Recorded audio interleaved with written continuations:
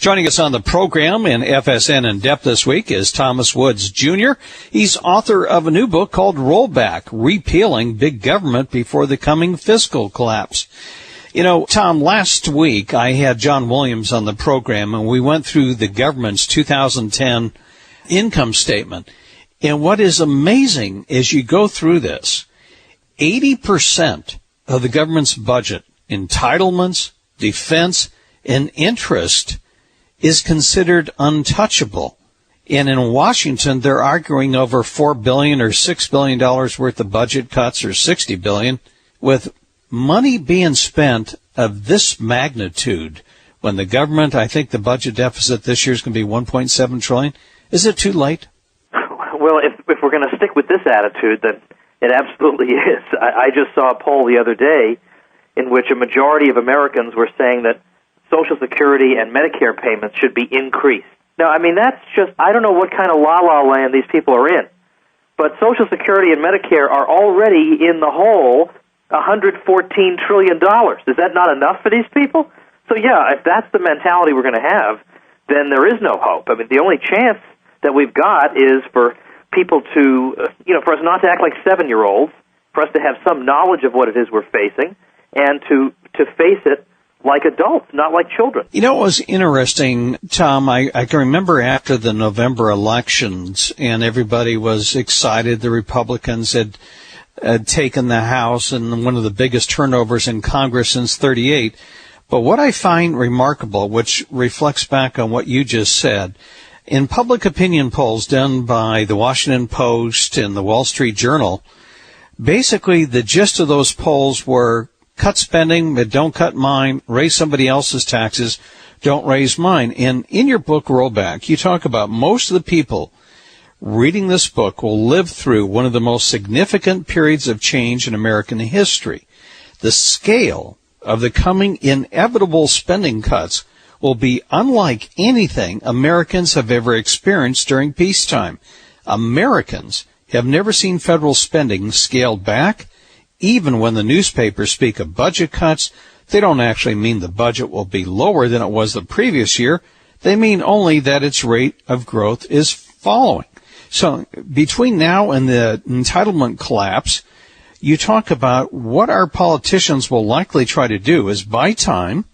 We'll have some kind of marginal reforms, but when that time runs out, and that day is coming, they will try the same thing again. With default staring them in the face, they will try tax increases, they will try borrowing, they will try printing money as the Fed is doing now.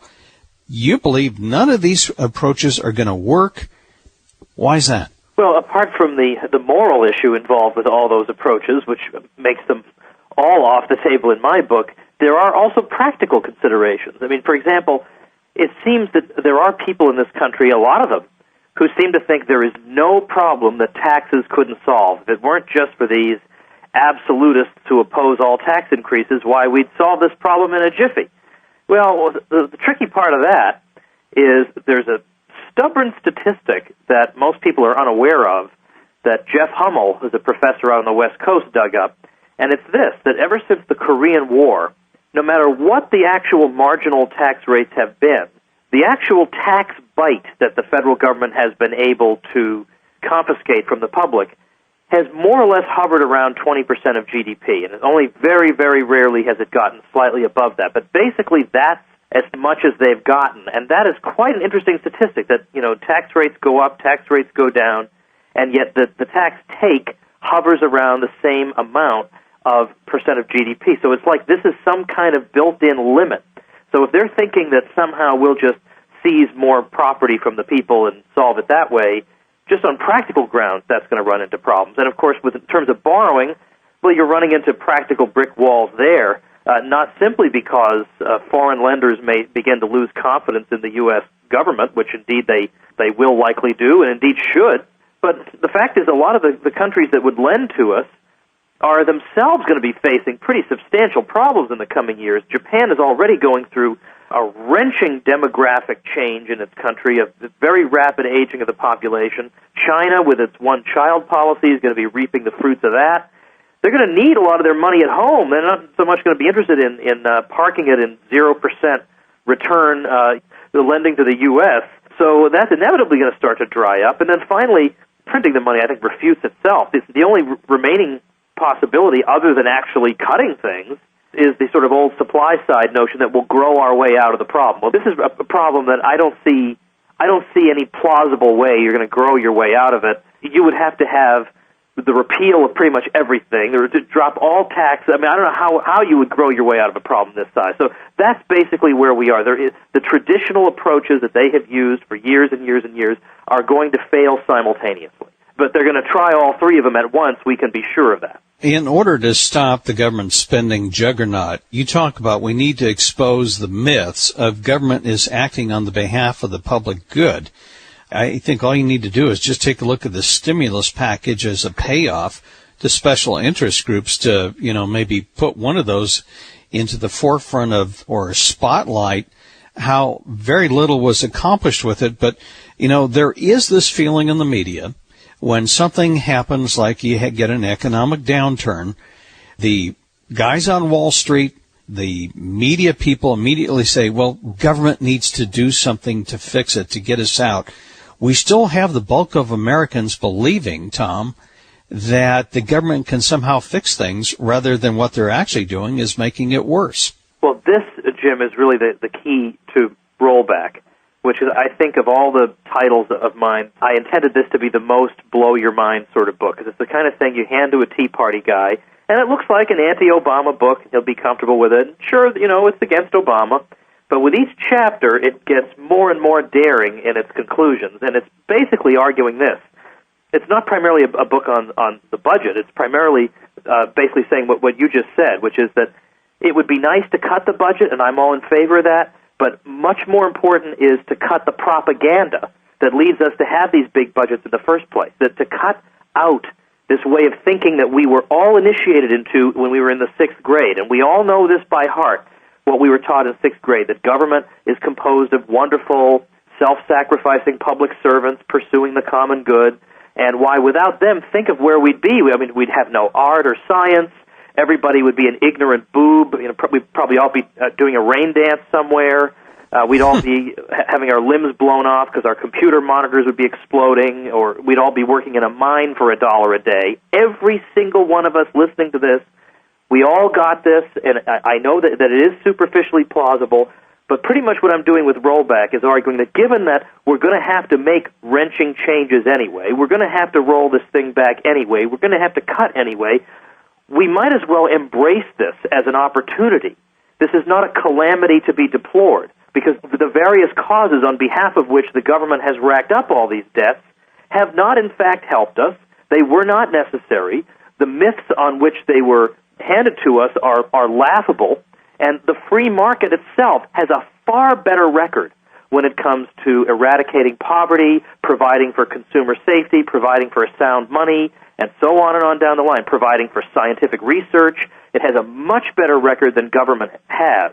So this is where we need to be, is believing that we as a free people could in fact provide all these things that we're told we couldn't ever have if it weren't for Joe Biden watching over us all. I don't buy that, and I don't think Americans should buy it. Now, just to put this in perspective, how big this problem is, and this is something that just really struck me when I looked at the government's budget last year.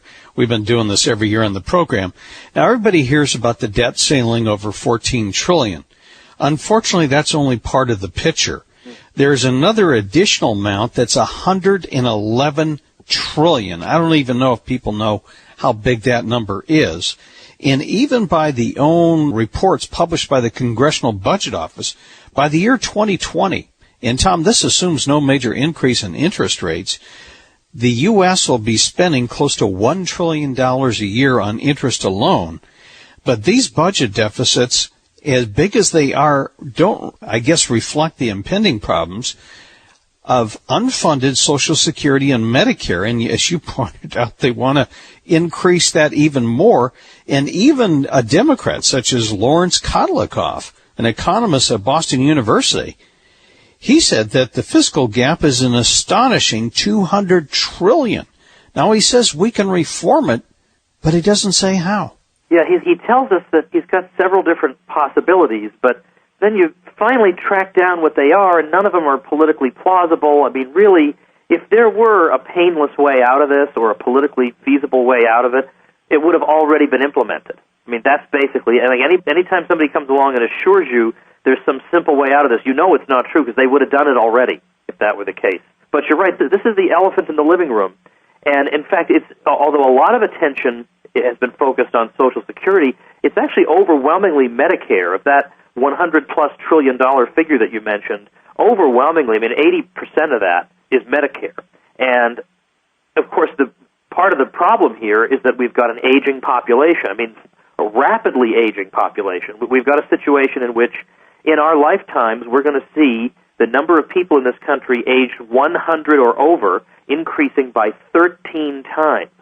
Now, that's not, I say this, Jim, not because I'm sorry that people are living longer lives. That's a wonderful thing. You know, we should be delighted with a development like that. But the problem is no one has made provision for it, and of course, people of that age absorb far more resources in terms of medical care than people who are younger do. And there's no provision for this. There's no provision has been made. In fact, when Pete Peterson, who's done a lot of good work on the entitlement programs, when he went to Western Europe and met with a lot of finance ministers there, they told him privately that, of course, they're not stupid. They know that the demographic crisis that's actually hitting Western Europe harder than it'll hit the U.S., partly because of our immigration, they know that these welfare state programs are going to be swept away. They can't possibly make good on all these promises. They realize that. But don't worry, they're going to be long retired by the time the crisis hits. Not their problem. And so it just goes to show what a myth it is that we've been fed, that supposedly the private sector is very short-term oriented. It thinks only about short-term profits, whereas the public sector, well, here we have our far-seeing public servants who think in terms of long-time horizons. To the contrary, it's precisely because they don't have a long-time horizon that we're in this situation in the first place. I want to move on to the numbers that we look at the federal level are staggering in themselves, but there's even bigger problems developing at the state and the municipality level. You talk about, for example, just to show how this doesn't work, one of the worst run big cities in the U.S. is in my own state of California, which is San Francisco. Despite spending just millions and millions of dollars on homelessness, the homelessness problem is worse than any other comparable city. It's not only poorly managed, but let's talk about some of the things that we're seeing right now in Wisconsin, Indiana. It's almost like these people are out of touch. Somehow we can wave some magic wand, and these people are going to have salaries and pensions that are higher than any place else.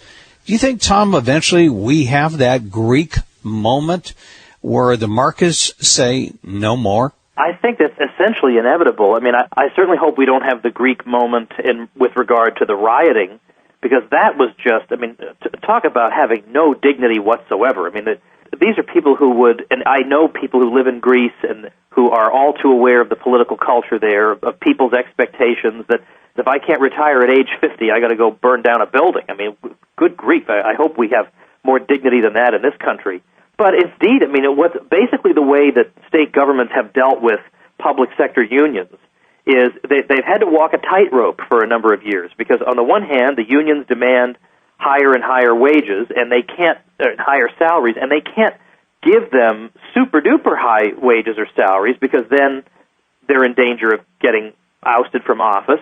But at the same time, they can't ignore these wage and salary demands entirely, then they lose the support of the union. So what they've done is they've given them just modest enough wage and salary increases to keep them happy, but really what they've done is they've backloaded the promises by saying, well, here's what we'll really do. We'll give you these really generous pension programs.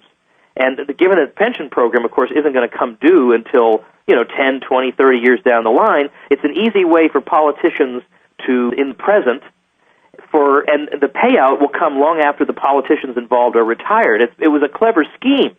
But like many clever schemes, the giant footnote that no one paid attention to is now coming to the fore, and we're seeing now. I was just in Ohio the other day, and apparently there's going to be a similar sort of showdown there, not just with the teachers, but also with police and fire. I mean, we've seen in New York they've got countless people retiring with six-figure tax-free pensions. It's astonishing. At some point, in fact, last year it got so bad that the governor of New York even considered a proposal. My friend Harry Wilson was actually running for comptroller of New York. He almost won. He was first time ever running for political office. He got 48% against an incumbent. It was very, very close. And one of the issues he was running on was that the governor was considering a proposal to bail out the New York pension fund by borrowing from the New York pension fund. I mean, Jim, it just doesn't get any more insane than that. And so, of course, at some point, the house of cards comes down. Nobody can know exactly when that moment is. But I certainly wouldn't want to be invested in municipal bonds or anything like that at a time like this. I want to move on to what we're doing with the economy, and especially after the credit crisis. And I want to move on to these gargantuan deficits that we have coming from Social Security, Medicaid, Medicare. And then on top of that, in 2010, we pass an additional entitlement with Obamacare. I mean, the system's broke as it is. And it's like somebody that has run their credit cards up to the hilt is facing bankruptcy and then is suddenly granted a new credit card to go out and spend even more. This is insane. It absolutely is. And so in probably one of the tamest of my chapters, I do talk about Obamacare.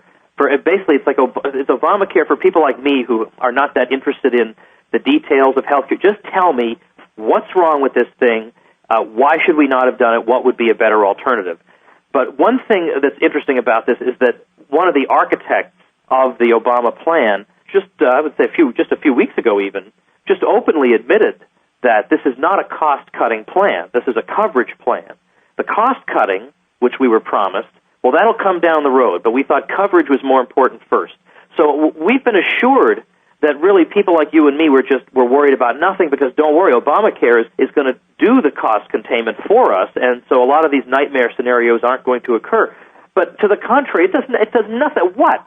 Explain to me what exactly this thing does to contain costs. It aggravates every existing trend that has led to higher costs. And I can think of maybe half a dozen ways that it does that. And this just sort of brings to mind, I have heard through the grapevine that one of the things that Congressman Ron Paul is toying with if he were to run for president, now I don't have any direct line on this, but I've heard indirectly, is this possibility, basically saying to young people who are obviously going to get the short end of this stick, that's obvious, but really to anybody in the country, he's toying with this, saying, what would you say if we offered you this deal? You can be taxed 10%, we'll tax you 10% at that rate, and in return for getting that kind of tax rate, you get to opt out of the system. You don't get any of the so-called benefits, but all you ever have to pay is 10%. Would you take that deal? I mean, I think there would be people would be stepping over their own grandmothers to grab at that deal. So I think that's a sort of situation, the kind of thinking we need to have, because let's see if we can trim $61 billion off the federal budget. As I've said before, that's like taking 10 cents off a trip to the moon. I mean, we need to think way, way outside the box, and the box is this very, very constrained political discourse we're allowed to have, where all your opinions have to fall somewhere between Joe Biden and Mitt Romney for you to be considered respectable. Well, you know what? The answers to our problems are not going to be found inside that box. That's the source of our problems. That box needs to be crushed into the ground and set on fire, and that's more or less what I've committed myself to. Well, it's amazing because, one of the things that always disturbs me, Tom, is whenever they talk about, and you see this in the media with the Sunday talk shows, that somehow there's some new tax that could pay for all this, or my favorite is the Social Security Trust Fund is sound. I mean, I looked at last year's financial statement for the government, and as you know, Tom, the government has been running these huge surpluses in Social Security. They spend the money and issue an IOU. Well, that trust fund, when I think of a trust fund, I think of, like a pension account where money's been set aside. It's invested in stocks and bonds and some kind of asset that will be there to make payments when people need them, as most corporate pension plans are. But the government has no trust fund. It's basically a little file drawer someplace in Virginia. And nobody talks about that. And they talk about, oh, we can't cut this, we can't cut that. And they act like there's this somehow untapped resource that we have in this country that can pay for all this largesse. Well, Jim, not too long ago, Peter Schiff had on his program a former Social Security actuary. And Schiff just came out and said, do you know what a Ponzi scheme is? And the guy said, well, yeah, of course. And Schiff said, what's the difference between Social Security and a Ponzi scheme? And Jim, I kid you not, the line went dead silence. And, of course, on radio, dead silence is murder. I mean, you've got to fill that silence. So Schiff said, look, you know what? I'll give you the whole break to think over your answer. So they went to a commercial break. They come back. The guy still has no answer. Well, it's not like he was asking some critic of Social Security. He's talking to one of the guys who's involved in it. And, of course, this Social Security Trust Fund, they must think we are seriously a bunch of stupid rubes to still be pulling this Social Security Trust Fund. You're right. Any year there's a surplus of income over outlays with Social Security. Yeah, there's a surplus, so you think, oh, that surplus probably goes in the trust fund. No, the surplus, as you say, is blown immediately on other things, and IOUs in that amount are thrown into the trust fund. And they say, look, we have assets in the trust fund. We got all these IOUs. Yeah, how do they cash in the IOUs? By taxing the public. But they already taxed the public for Social Security, and then they blew the money. So now we're being taxed a second time for the same thing. Could you imagine a private firm pulling something like this, and then every once in a while redefining the terms of the program and redefining the age at which you can receive and the amount you'll receive and threatening to take all of your money that you were expecting if you happen to earn more than a certain amount? No one would be able to get away with that, whereas here, when it comes to the government, we just consider this to be public policy, and that's just the way it is. It's unbelievable, the double standard, whereby we will look the other way at the most unbelievable outrages perpetrated in the public sector, whereas the private sector is constantly slammed and denounced as the den of exploiters and so on and on, people who care nothing for the common good. It is exactly the opposite as far as I can see. I want to move on to, once again, something we discussed earlier. And anytime there's an economic crisis, there's cries from, the Paul Krugmans in the world and politicians. The government needs to do something about it. And when we take a look at, even the New York Times talked about when the stimulus package was put together, it was drafted by inside corporations, so it would favor money distributed to themselves. And much of the debate over the stimulus turned, unfortunately, in terms of how much pork. The problem was, with the fiscal stimulus, it's really tooth fairy economics. As many economists know, much of the recovery came from an inventory rebuild, and what jobs? The only jobs that were created were government jobs. And yet you have talk right now about, there's even talk, what happens in June when the Fed's QE2 ends. There's even talk about maybe a new spending program. And let's talk about, Tom, in this TARP money that the public saw and bailing out a lot of these banks and corporations. Okay, a lot of those banks have paid back some of the money. What happened? Was that money used by the government to pay down its debt? No, they spent it. Well, all of this combined, it's like if you were to try to devise a plan that would consist of all the wrong things, I couldn't possibly improve on what they've done. And in the short run, they've put some Band-Aids and Scotch tape on this crumbling building and saying, hey, look, the thing's still standing. I'd like to know what's in Ben Bernanke's personal portfolio. Is there any way to find that out?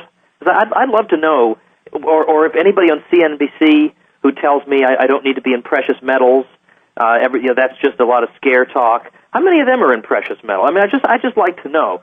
But yeah, when we look at all this, we look at TARP and we're told that this was all wonderful and the taxpayers made money. Well, on net, they didn't make money. On net, when you include all the TARP spending, it still was a loss. But also, this is all a good thing only if you think preserving Wall Street as we knew it was an end in itself, whereas I don't think that was a good thing. I don't think it should be preserved as we knew it. I think it should be forced to restructure. And then in terms of the stimulus package, well, you're right, it's not the pork, and of course you can find ridiculous spending programs in the stimulus. Everybody knows that. But the key objection to the stimulus is partly that, of course, the resources devoted to the stimulus have to come from somewhere. So instead of being directed to genuine consumer demand, they're redeployed in these arbitrary projects. And also that the stimulus spending is totally irrelevant to the problem. The problem is that, as the Austrians would say, is that during the boom, we had artificially low interest rates. And the significance of that is that when interest rates are pushed down, it's not that more investment takes place, it's that different kinds of investment take place than would otherwise take place. Investment that is more sensitive to interest rates. So, if it's some project whereby, I may not see a profit for 5 years and I'm going to have to borrow for 5 years, that type of project, like building a new apartment complex or something, and I have to wait for years and years of getting rental payments to recoup my initial outlay, that's interest rate sensitive. Whereas, some farmer buying a new shovel is not interest rate sensitive. So in other words, there are different types of investment that are undertaken than the free market would want to be undertaken. And this disrupts the natural structure of production, so that eventually the economy realizes that it's producing all the wrong kind of things in the wrong combinations and the wrong amounts at the wrong time, and then we get the crash. Well, how does stimulus spending get us out of this? It just blows a lot of arbitrary money. We don't need more arbitrary money blown. We need the free market unhampered to use the price system to reallocate resources out of bubble sectors and into previously starved sectors. And we can't know what those are because we're not central planners.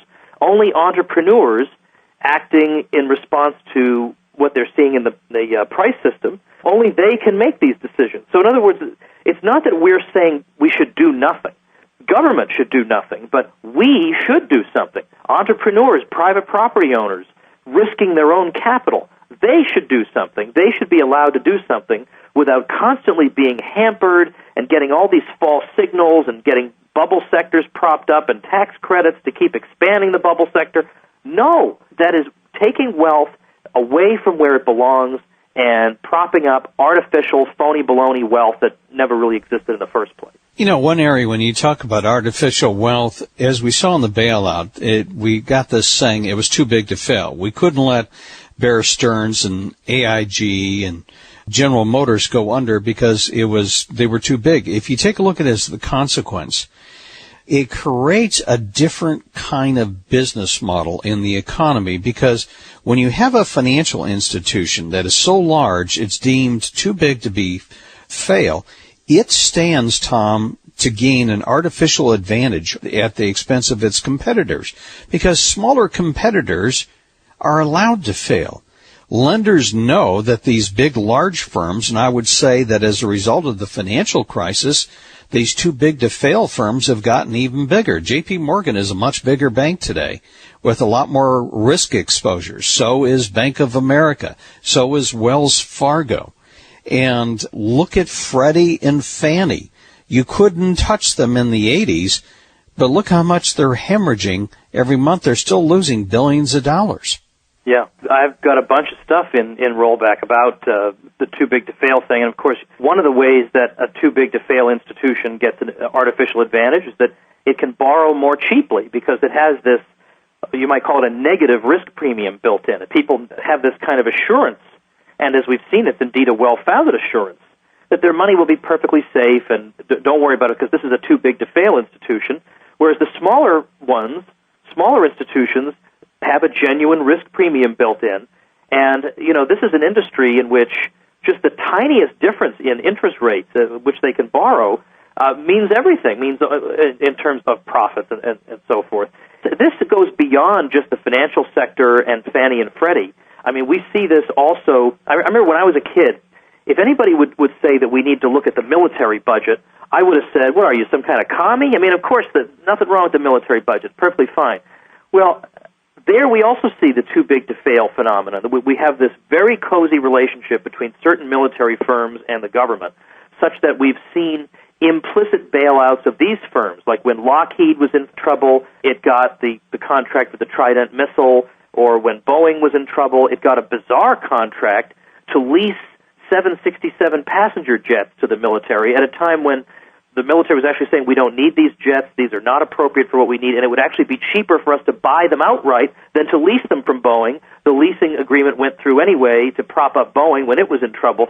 I mean, this is just It permeates the whole system.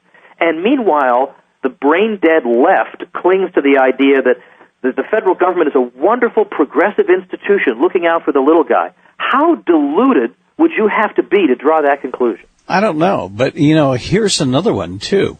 It's not just the bailouts that we've seen, the huge, massive, and I mean massive deficits. I never would have thought in my career, when I started in this business 30 years ago, we would be sitting here having a conversation about a $1.7 trillion deficit. That kind of number was just unimaginable. Yeah.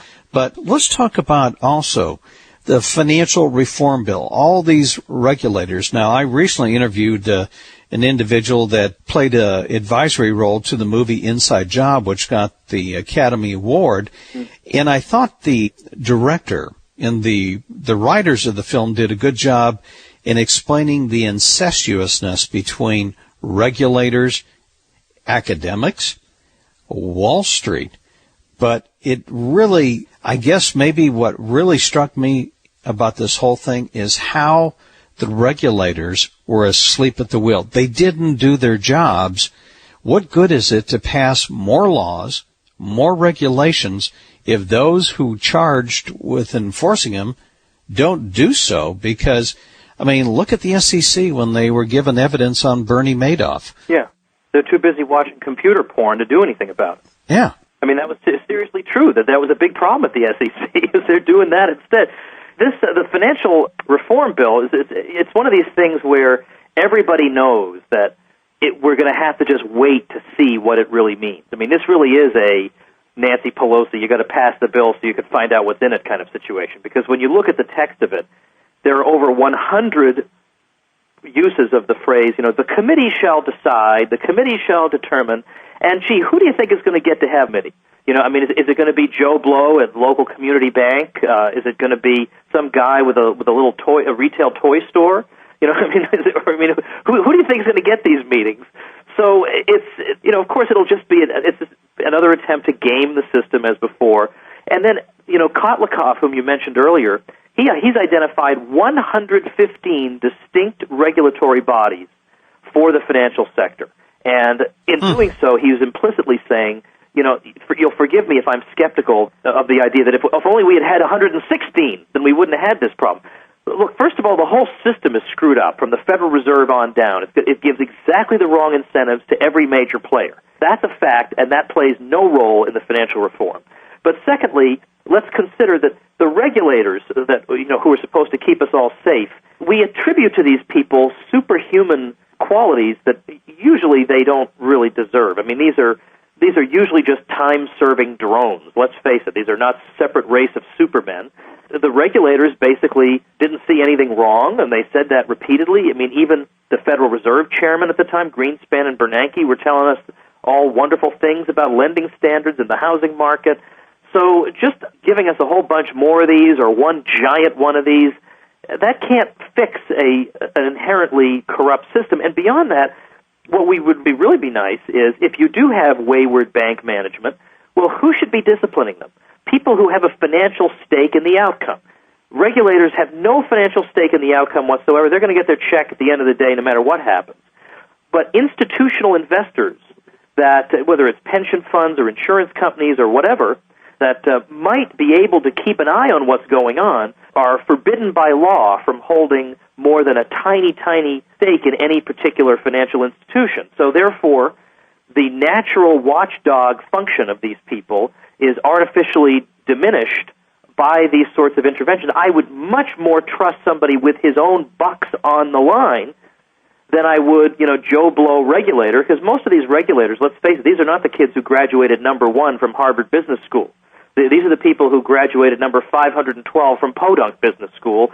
I'm pretty sure that the bright businessmen are going to run rings around these people regardless of what happens. I don't trust them to keep the system sound. I want a total reform of the monetary system, and I want a much diminished or eliminated Fed, and then we might have some chance of a system that actually works instead of trying to constantly add more Scotch tape to a house of cards. I want to move on to the elephant in the room, and so much of my business, Tom, is focused on every single little nuance or pronouncement by the, Fed officials. And the Fed is expanding its balance sheet, and there's already talk that, QE2 will come to an end. I just don't see that happening when the government is running a budget deficit of about $130 billion a month. Plus, we have almost more than $200 billion a month of short-term debt coming due. That's almost $350 billion a month that the United States has to refinance or finance the new debt. And look what has happened to our saving system. Imagine if you were saving, you spent 30 years of your working career or 40 years, you put aside some money and you thought, okay, I'm looking forward to retirement.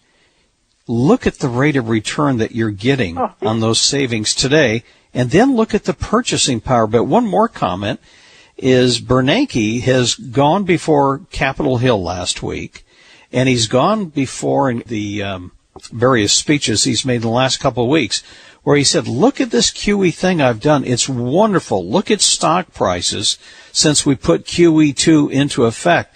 The stock market is up, but then he refuses to take any blame for the rise in commodity prices, the rise in food prices, the rise in cost structures that we're seeing as a result of inflation heating up. Let's talk about the Federal Reserve and its role that it has played in these crises. Well, this is another example of, I think it's the classic example of the propaganda version of history as opposed to the real one. And so that's why I've got a whole chapter on this, because a lot of Americans feel like, first of all, I'm never even going to understand what the Fed is or does. It all sounds much too complicated to me. I'm probably not even entitled to an opinion on it. And that's, if I were running something like the Fed, that's exactly what I would want the general public to think.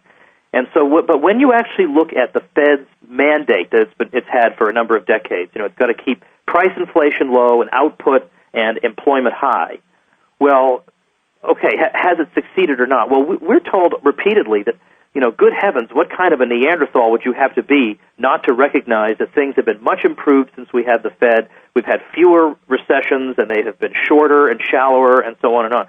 Well, actually, that's not true, believe it or not. I realize that this will meet some resistance, but I've got all the statistics in the Fed chapter. And the key thing is that up until relatively recently, we've been relying on statistics from before the Fed that turn out to be unreliable. And in fact, even Christina Romer, who was a chief economist under Obama, so is by no means a Ron Paul and the Fed type, she wrote a couple of very important academic papers that others have followed up on, basically saying that the numbers are so unreliable from the time around the creation of the Fed and beforehand that, you might as well be using tea leaves to figure out what's going on as opposed to these numbers.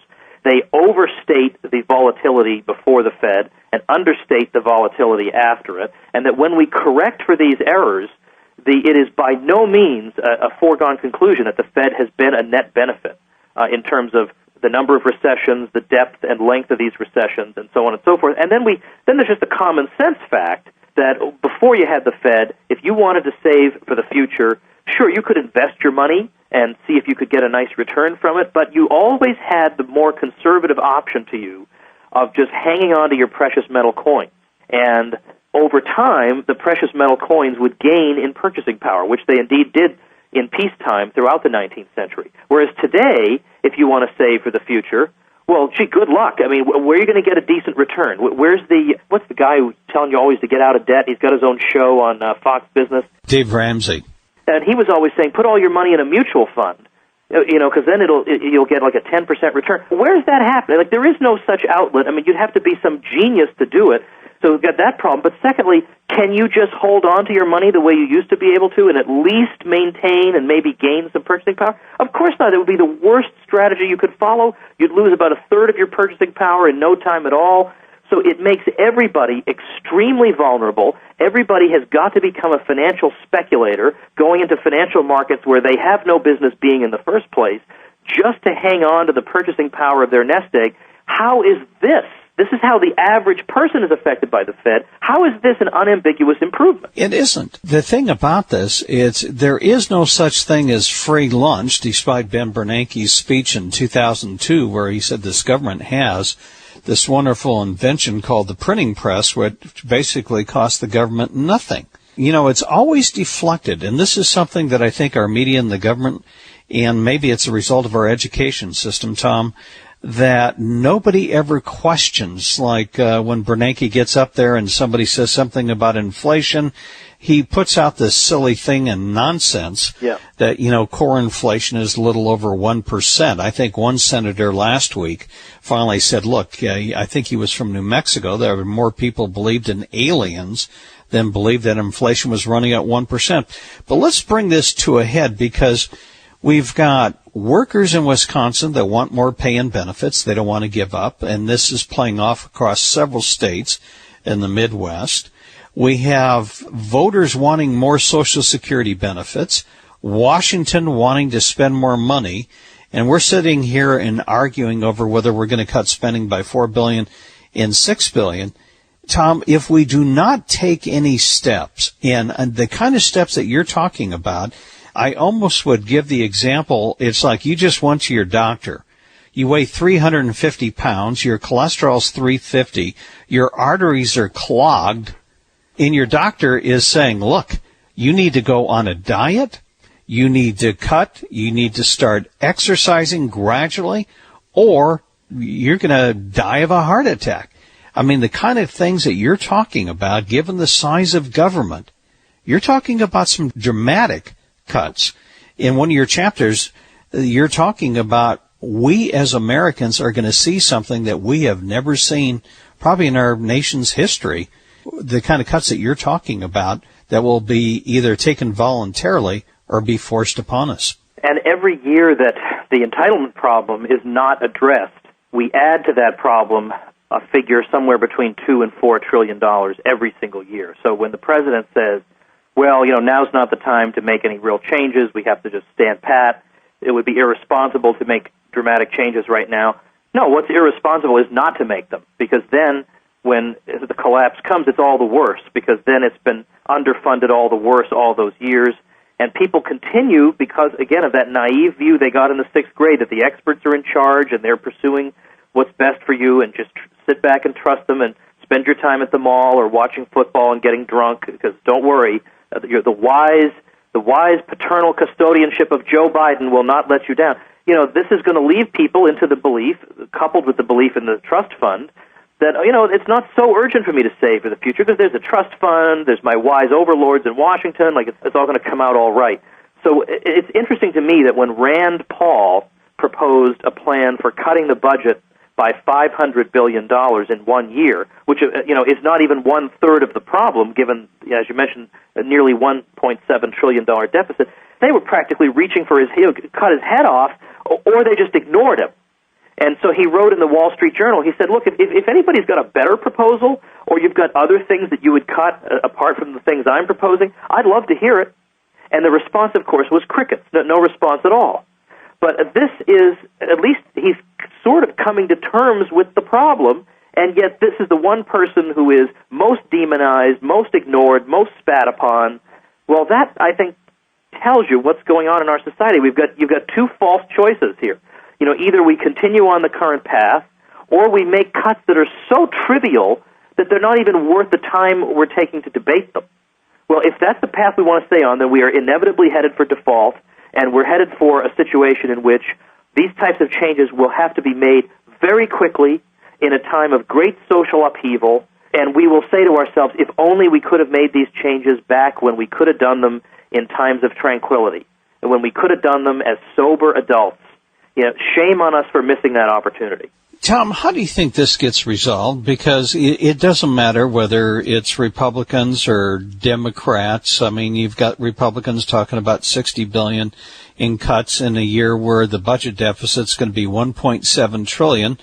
The national debt is growing by leaps and bounds, and at some point, interest is going to consume almost 40% of government revenues, gross revenues.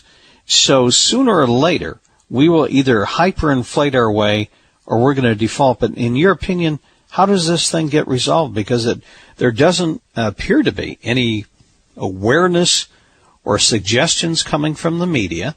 They're basically like lapdogs at press conferences. Yeah. You're not seeing it come from Wall Street, who loves the party time that stocks are going up. So how does this get resolved? Well, Jim, I'd love it to be resolved by people coming to their senses and saying, look, we're going to go through some very difficult years for a while, but it's unavoidable. And on the other side of this, we will emerge with a more robust economy. We'll be able to rebuild. We'll start from ground zero and go from there.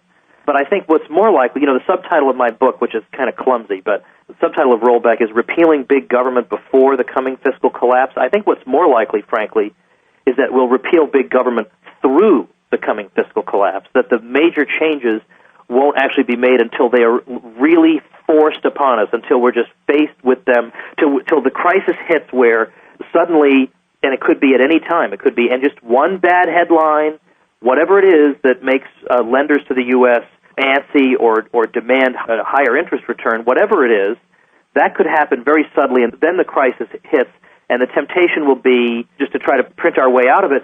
The Fed could well, at that point, say to the Treasury, look, you guys, you're on your own. I mean, we've been pretty accommodating up to this point, but we are not going to go down in history as the institution that completely wrecked the dollar. I mean, we almost wrecked the whole thing, but we're not going down that route, and we all know our pensions are denominated in dollars, so we're not doing that. And you could see all kinds of things happen in a crisis. You could see Congress try to nationalize the Fed and get that printing press from them and just start printing the money. That's possible. It's more possible that they would do that, I think, than that the Fed would just go along with hyperinflation. But regardless, the possibilities are all pretty grim. And as I say, they would demand very dramatic changes in a very short amount of time.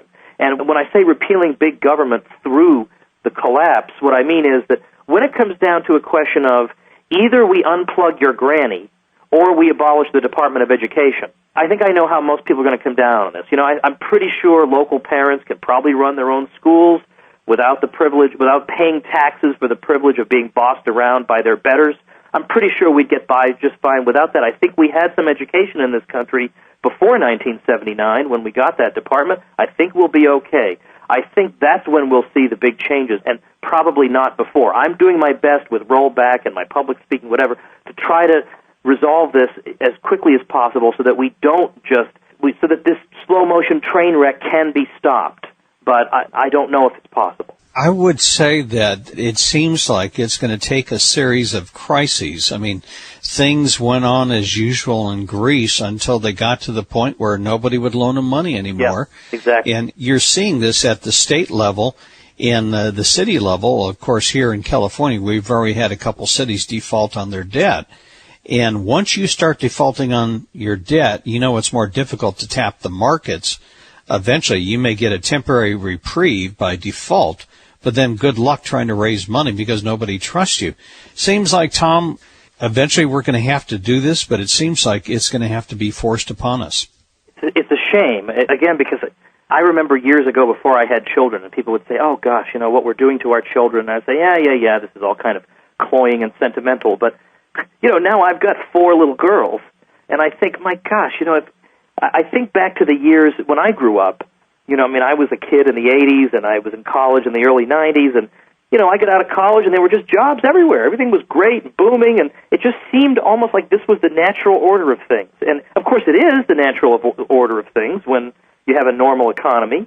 At that time, we still had I think we've had a lot of Fed distortion of the economy. We've had a lot of prosperity that's been not really genuine prosperity, but the point was that we at least had optimism at that time, and it just seemed like whatever my criticisms of the way the economy is being run, at least it's delivering the goods and somehow it's all working out. And my kids are not growing up in that environment at all. I mean, right now, a recent poll of college seniors finds 85% of them intending to move back in with their parents when they graduate.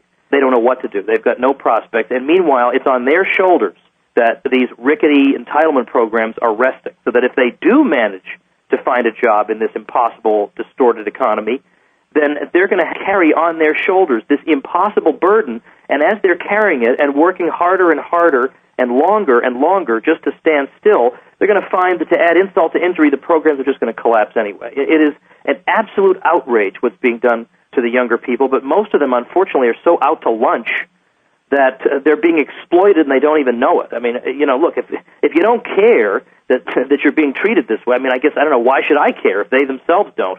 But there are enough young people who are so frustrated that if they were given that chance, would you opt out of the system in exchange for just 10%? Would you opt out of the system? Man, they would grab for that much faster than I think they would grab for any of the phony baloney bumper sticker slogans we're going to hear from any other presidential candidate. I think it's eventually going to get to that because, politicians, as you know, will scramble to keep anything going. I mean, they'll kick the can down the road, and I suspect we are going to see QE3. Maybe we'll have to go through some gyrations in the market, but next year's a presidential election year, and Tom, who's going to want to get on the stump, whether you're running for president, senator, or the House of Representatives? Hi, if you elect me, I'm going to cut your benefits, I'm going to raise taxes, or I'm going to do something like that. That's not the message you hear from, your politician during an election year. They're usually handing out lollipops. That's true, but this year what will be interesting is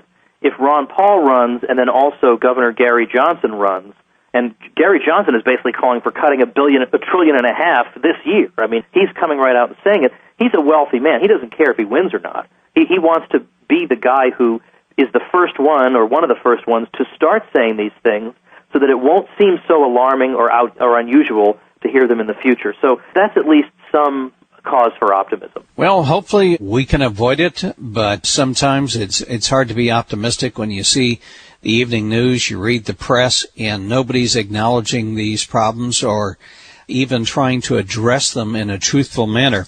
The name of the book is called Rollback, Repealing Big Government Before the Coming Fiscal Collapse. It's written by Thomas E. Woods, Jr. Tom's been my guest, and Tom, thanks for coming on the program. All the best to you with this book, and hopefully we can get enough American people to start reading it and understand the challenges we face in the next decade. Thanks, Jim. And, in fact, they can read Chapter 1 for free. If they go to tomwoods.com, they can read that, and that's the most important one. So tomwoods.com, read that for free, and I'll never bother you again, I promise. All right. Tom, all the best to you, sir. Thanks a million, Jim. Appreciate it.